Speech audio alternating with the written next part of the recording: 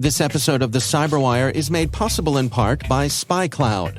Stolen data circulating on the criminal underground is fuel for data breaches, account takeover, ransomware attacks, and online fraud. Your biggest security risk might be a breach or malware infection outside of your control that exposes the data of your users. SpyCloud constantly recaptures and analyzes new data sourced from the dark web that power solutions that proactively protect over 3 billion employees and consumer accounts worldwide. Learn how to make recaptured data your best defense at spycloud.com/cyberwire. That's spycloud.com/cyberwire.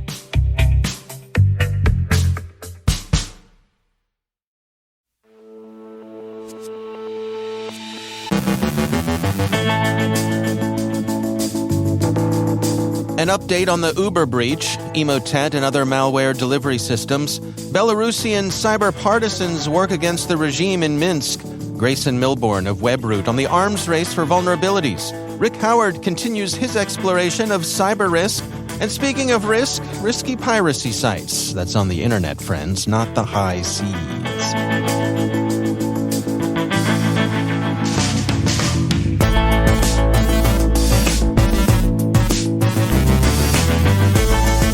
From the CyberWire studios at Data Tribe, I'm Dave Bittner with your CyberWire summary for Monday, September 19th, 2022.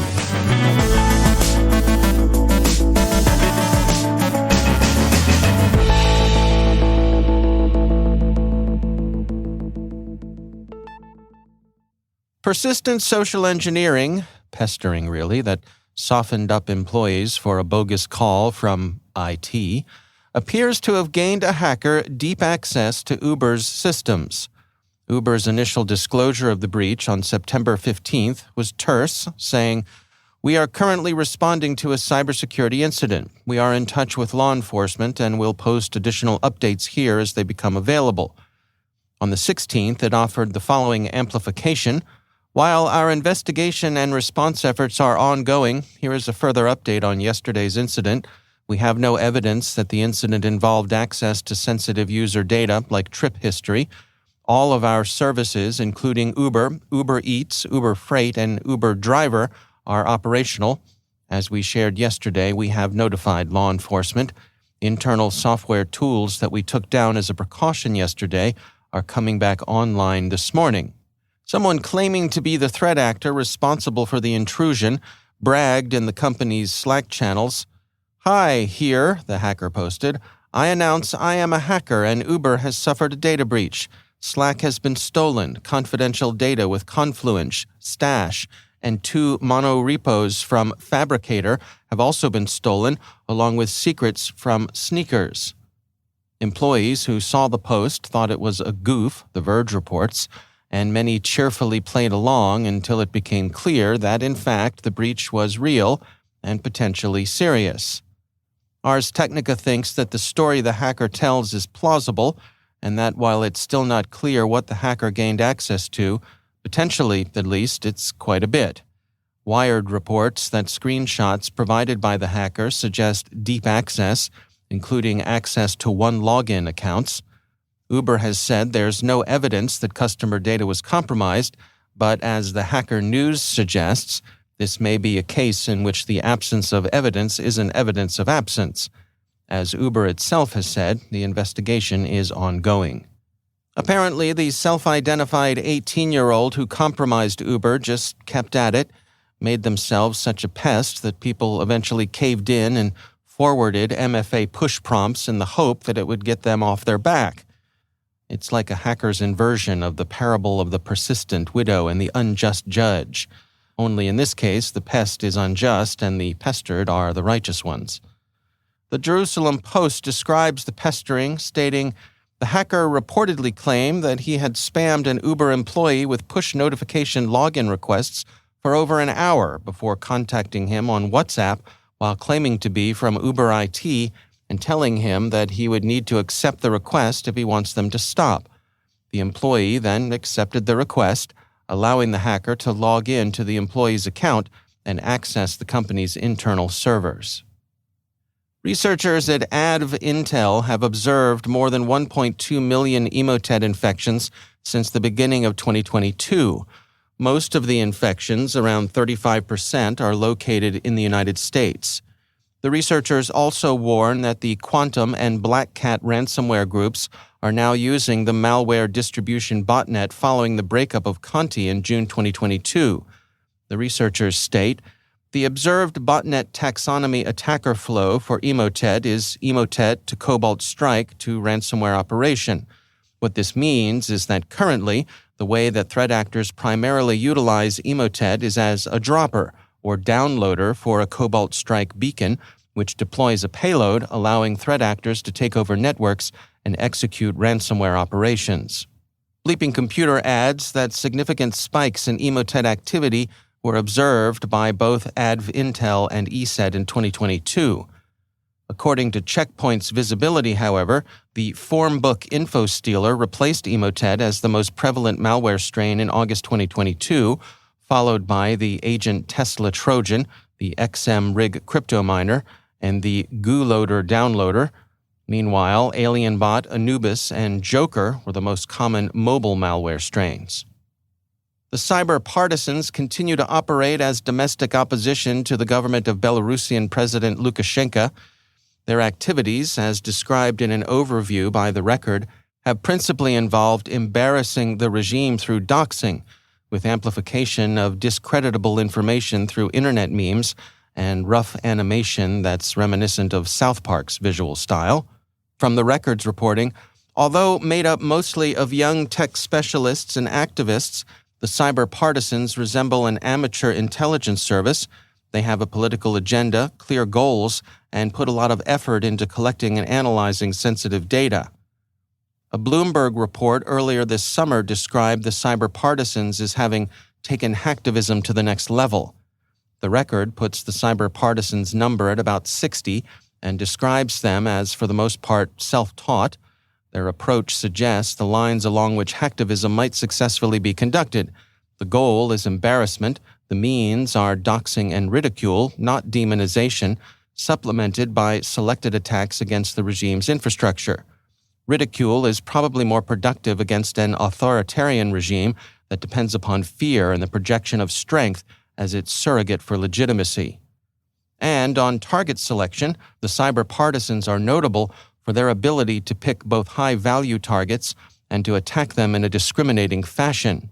They look for targets whose disruption interferes with crucial operations of the regime, and they see their cyber attack against Belarusian rail traffic as a good example of this.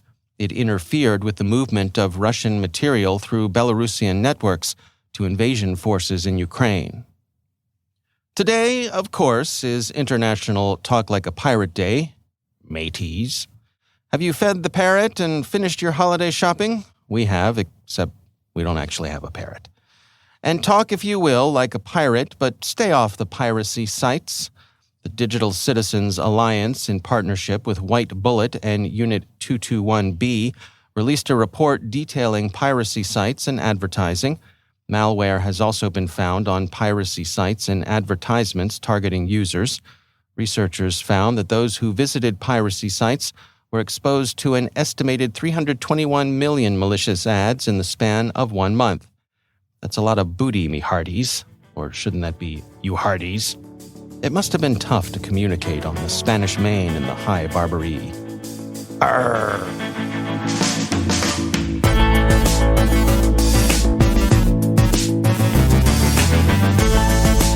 Coming up after the break, Grayson Milbourne of WebRoot on the arms race for vulnerabilities. Rick Howard continues his exploration of cyber risk. Stay with us.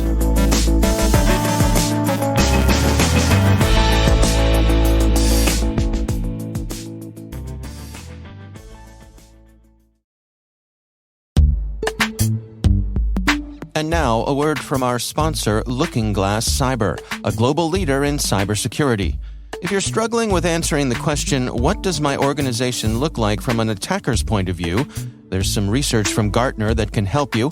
According to Gartner, attack surface management involves a combination of people, processes, technologies, and services deployed to continuously discover, inventory, and manage an organization's assets. So why is this important? Comprehensive visibility into your assets, and in LookingGlass's opinion, especially those that are connected to the internet, can help reduce cyber exposures that could be exploited by malicious threat actors. With complex technological environments, including in the cloud and containers, as well as expanding supply chain and third-party vendor reliance, Gartner highlights that security and risk management leaders who are aware of their attack surface can improve their risk posture by prioritizing security hygiene and increasing its visibility. LookingGlass is excited to offer you this complimentary Gartner research innovation insight for attack surface management. Visit lookingglass.com/resources to learn more. And we thank LookingGlass Cyber for sponsoring our show.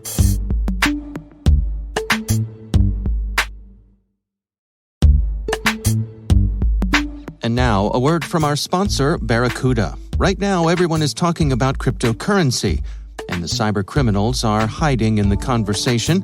Cyber criminals use social engineering loaded with urgency and fear to successfully prey on your company, your employees, and your customers. Spear phishing is just one of 13 types of email threats. Barracuda has identified these 13 types and shows you how you can protect your company, your customers, and your reputation. Find out about the 13 email threat types and Barracuda email protection. Get your free ebook at barracuda.com/cyberwire. And we thank Barracuda for sponsoring our show.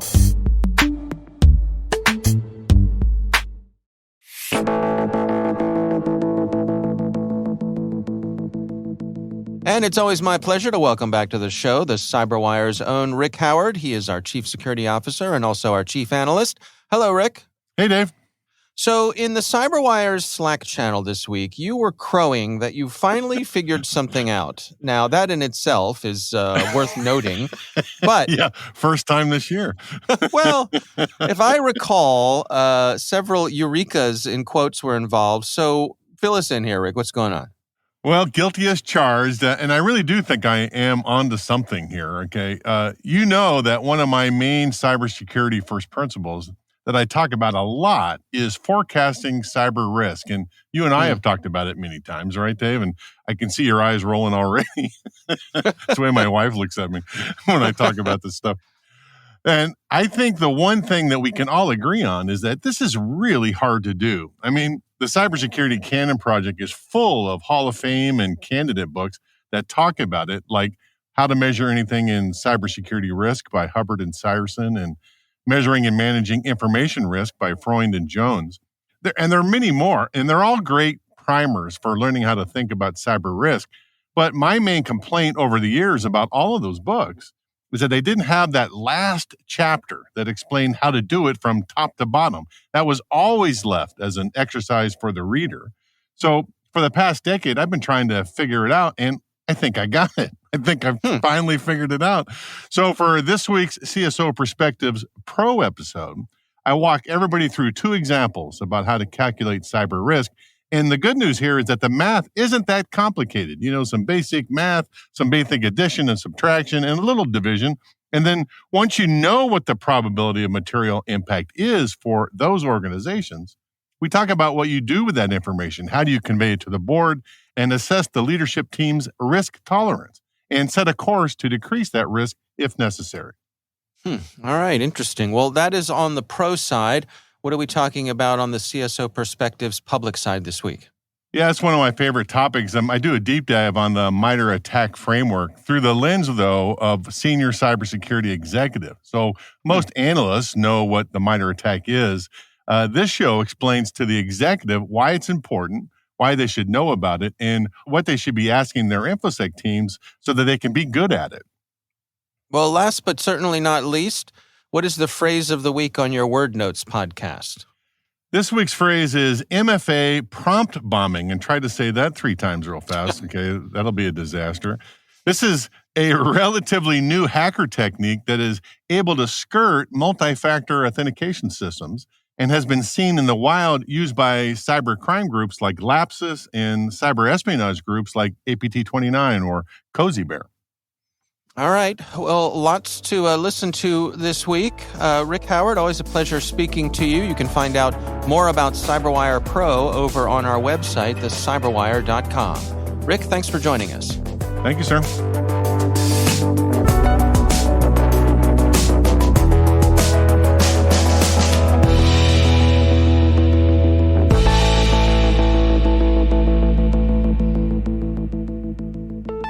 And I am pleased to welcome to the show Grayson Milbourne. He is Security Intelligence Director at OpenText Security Solutions.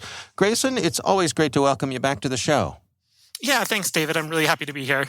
So I want to talk today about vulnerabilities, and particularly this sort of complex ecosystem that exists in terms of, folks tracking down vulnerabilities, bug bounties, all that kind of stuff. I'm really looking forward to hearing your insights on this. Yeah, well, I think, vulnerabilities over the past 10 years have been discovered sort of on a parabolic curve, in that each year we're finding, many more than double the amount of vulnerabilities discovered in the previous year. And I think this makes sense in a lot of ways, in that we have a world that is really defined by software, and software is part of everybody's everyday life and interaction. And more software is being developed, right? And so we have the future of IoT and convenience devices and medical IoT. And so I think there's just, there's an enormous pipe of new software being developed, which again creates a lot of opportunities for mistakes. And as a developer myself, I can tell you that it's almost impossible to write bug-proof code on your first pass through. That's even working within a security mindset. And so I think what we see is that it's not malicious actions by developers trying to create buggy code. It's just that coding can be quite complex, and if you don't take into account, the thoughts of a hacker, you might make a mistake in your development process or how you architect things that can make you vulnerable. And in fact, this is exactly what happens, because we're discovering more and more than ever before, and some of these are really, really wide impacting. And so I think you probably remember from January this year when we had the Log4j vulnerability disclosed, and just how many things were impacted by that. And so I look at that as one of the examples of when a vulnerability can go very wrong. The reality is almost all software can be vulnerable, and if somebody picks it apart long enough, they might very well find a flaw. And so that process continuously goes on. Where does that leave us in terms of incentives? Because we have, obviously there are the developers who are trying to make their software as secure and bug-free as possible, but now we have a whole other group of people who are trying to hunt these things down, some of them for bug bounties, some of them who are up to no good. Yeah, and I think, this is sort of where we've watched a unfortunate transition over the past, I would say, when bug bounty programs first were introduced, several years ago, maybe 7 or 8 years ago. They were a really great initial idea to try to get some of the larger companies like Google. Like Google wants you to turn over that remote code execution Chrome 0 day that you've discovered, and they'll willingly pay you $100,000. And that might sound like a really good deal, but as a researcher, if I spend 100 hours doing that, okay, maybe that's like $1,000 an hour. That's not a bad payday. But the value of this, isn't maybe accurately reflected when Black Hat organization might pay me $500,000, or a government, the government might pay me even more. And it depends. I can't say the United States government is different from every other government. And we see different interactions with government and their population with respect to how disclosing vulnerabilities occurs. We can look at China, for example, and China has a law that says if you discover a vulnerability within your software and it's disclosed to you, you have to disclose it to us as well. And then what happens from there? Right. And if you look back at Log4j was actually a Chinese company that discovered it, but they disclosed it to Apache. And there's some fuzziness around this, but it seems like they may have been sanctioned by the Chinese government for disclosing what has been the largest vulnerability disclosed in at least a couple of years. So Right. And so this is this conflict of interest, right? Like the internet is safest when mistakes are disclosed and fixed, and it undermines security for everybody when you have a bidding war between black hats and governments. I think the bidding war is fine on the on the side of the software developer, the person who owns the software that has the vulnerability, the thing is their pockets just aren't often very deep comparatively. So, if you're a researcher and profiting from your time and investment into discovering these things is most important to you, the offending software vendor is not always at the top of your list. Where do you suppose we're headed here? I mean, are we seeing advances in software, advances in hardware, or is there automation that's helping us along the way here? Yeah, so you actually touched on some really great points there. Hardware is one of the ways that we can get around some of these vulnerabilities, just because a lot of times it's a logical misstep. And so one good example of this is Intel's 11th gen processor comes with a variety of additional security enhancements. But the one that really piqued my eyes is their total memory encryption technology. And this tackles memory corruption or memory access vulnerabilities, which are often some of the most dangerous ones. Like, these are vulnerabilities that can allow me to, for example, capture your cryptography key and steal that out of memory space that it should be protected in, allowing me to decrypt communication. So, they tackled this from a hardware perspective, not a software perspective. So, by just this one change, more than 50% of last year's disclosed vulnerabilities were in this category. Now, that's great, but when is everybody getting the free update? Right, Microsoft. Right. Microsoft sees the problem and they're like, "Hey, Windows 7 has problems. We don't want to invest any more there. We're giving away the upgrade to 10 for free." Unfortunately, with hardware doesn't work in the same fashion. Mm-hmm. So, this is a really great thing, and I'm excited for what this means 10 years from now. But in between now and then, we have to look towards technology. And I think this is an emerging area of technology, which is just security by design.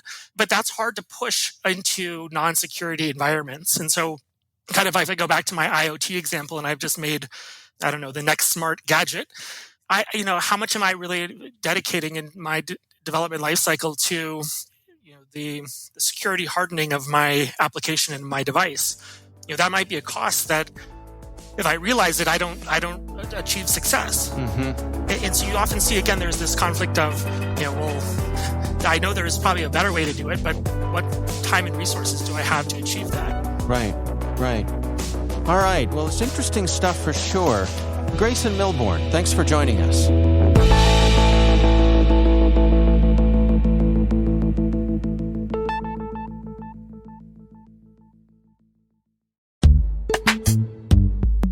This episode of the CyberWire is made possible in part by CrowdSec.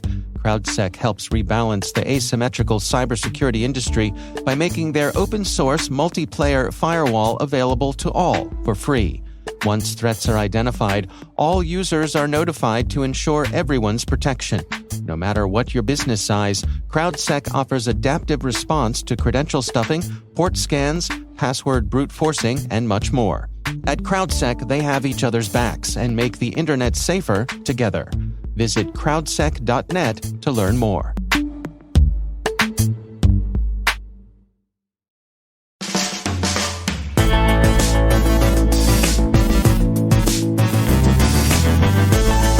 And that's the CyberWire. For links to all of today's stories, check out our daily briefing at thecyberwire.com. Don't forget to check out the Grumpy Old Geeks podcast, where I contribute to a regular segment called Security. I join Jason and Brian on their show for a lively discussion of the latest security news every week. You can find Grumpy Old Geeks where all the fine podcasts are listed. The CyberWire podcast is proudly produced in Maryland out of the startup studios of Data Tribe, where they're co-building the next generation of cybersecurity teams and technologies. Our amazing CyberWire team is Elliot Peltzman, Trey Hester, Brendan Karp, Eliana White, Peru Prakash, Liz Irvin, Rachel Gelfand, Tim Nodar, Joe Kerrigan, Carol Terrio, Ben Yellen, Nick Valecki, Gina Johnson, Bennett Moe, Chris Russell, John Petrick, Jennifer Iben, Rick Howard, Peter Kilpie, and I'm Dave Bittner. Thanks for listening. We'll see you back here tomorrow.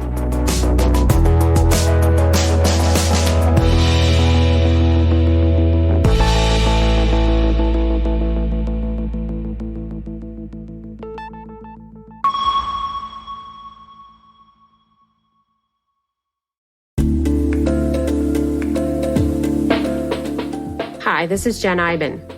I'm the senior producer and one of the founders here at the CyberWire.